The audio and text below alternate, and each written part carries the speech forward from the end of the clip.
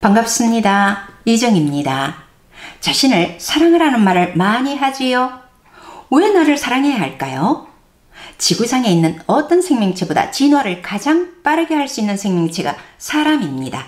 즉 지구상에 인간으로 태어났다는 자체가 진화의 끝을 볼 수 있을 만큼 무한한 가능성을 가지고 있으므로 하늘에서도 가장 관심을 많이 가지는 생명체가 될 수 있기 때문입니다. 그러므로 자신이 잘났든 못났든 인간이라는 자체만으로 이 우주 전체로 보아도 아주 귀중한 생명체라는 뜻입니다. 이 사실만으로도 바로 우리가 자신을 사랑해야 할 충분한 근거가 되지 않을까요? 또 자신을 사랑하기 위해서는 먼저 자신을 알아야 사랑할 수 있겠지요. 자신이 이 우주에서 얼마나 귀중한 존재인지, 또 자신이 무엇을 좋아하는지, 무엇을 하고 싶어 하는지, 자신의 현재 마음 상태는 어떤지 등을 알아야 자신을 위하여 무엇인가 할 수 있으므로 먼저 자신을 잘 알아야 사랑할 수 있습니다. 자신이 스스로 느껴볼 수 있는 사람은 바로 자신이기 때문에 자신을 가장 잘 알 수 있는 상대는 자신이지요. 자신을 잘 모르면 자신을 사랑할 수도 없습니다. 자신을 알아야 자신을 사랑할 수 있고 자신의 마음에 비추어 남도 알 수 있습니다. 남의 마음을 잘 모르고 공감하지 못하는 사람은 자신을 잘 모르기 때문이기도 합니다.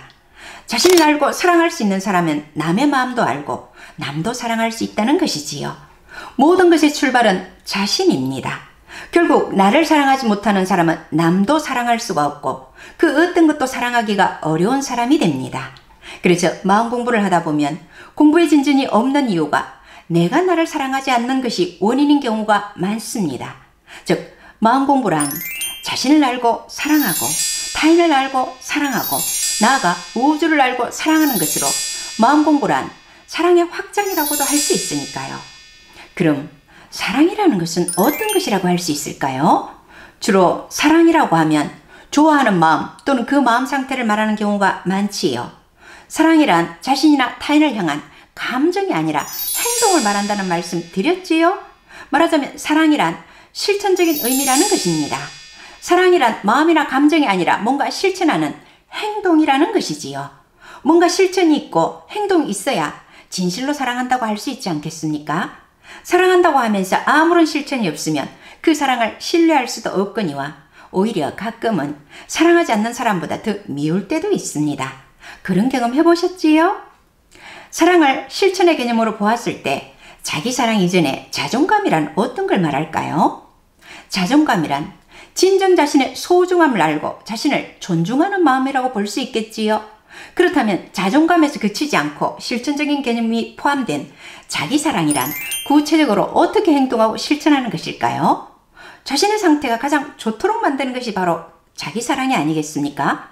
여러 가지 관점에서 볼 수 있겠지만 제가 명상을 해보고 느낀 바로는 몸과 마음을 가볍게 하는 것이 바로 자기사랑이라고 보았습니다. 몸과 마음이 무거워서는 자신이 결코 편안할 수가 없지요. 자신이 편안하지 못하다는 것은 자기 사랑에 실패했다는 것이니까요. 또 다르게 정리를 해보면 자신을 사랑하는 것이란 자신의 모든 것을 있는 그대로 받아들이고 사랑하는 자기 수용과 자신을 무한히 신뢰하며 응원하는 태도인 자기 믿음이라고 할 수도 있겠지요. 그런데 몸과 마음이 무거울 때는 만사가 귀찮고 자신을 받아들이지 못해 자신이 싫어지고 자기 믿음은커녕 아무 것에도 자신이 없어지고 자기 비하만 하는 경우가 대부분이지요.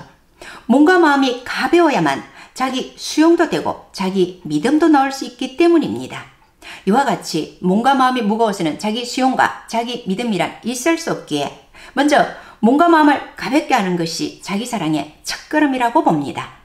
그리고 자신의 몸과 마음을 가볍게 하기 위해 노력하는 과정이 바로 자기 수용과 자기 믿음을 가질 수 있도록 노력하는 과정이라는 말씀을 드리며 이만 인사드립니다. 구독과 좋아요 눌러주시면 큰 힘이 됩니다. 고맙습니다.